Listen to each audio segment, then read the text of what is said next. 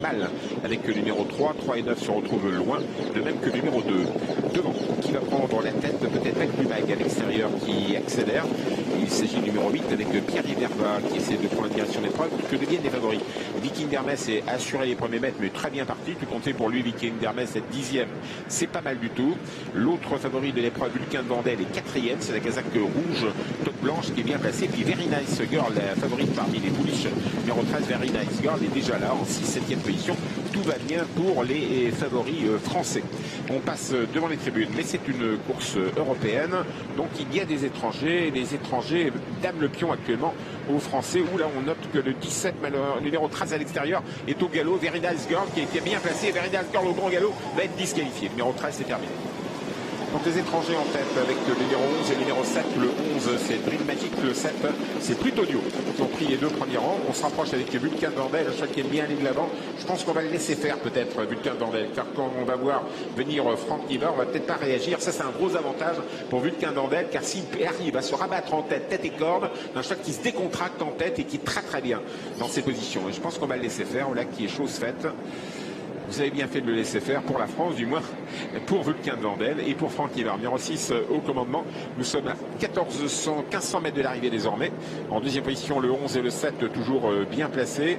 On va essayer de rester dans le groupe de tête avec Vicomte Boufarco, dont on n'a pas parlé. C'est le numéro 14 qui est bien placé lui aussi.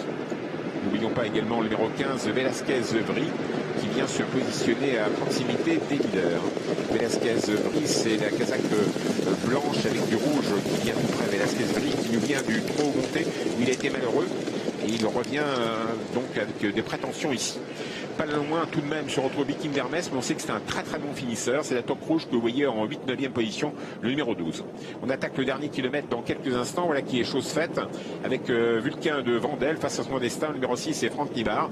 La casaque Cohen au commandement, toujours des étrangers. Avec le numéro 15 Velasquez-Vry, on a un autre français bien placé. Le 11 et le 7 restent dans le groupe de tête également. Et Viking d'Hermès va tenter de venir seulement dans les 500 ou 600 derniers mètres, semble-t-il. Dernier tournant avec Vulcain de Vandel qui mène la danse et qui mène très violemment, comme pour mettre un peu dans le rouge ou dans le noir Viking d'Hermès, car quand on mène comme ça, Viking d'Hermès ne va pas pouvoir tourner aussi facilement autour des autres.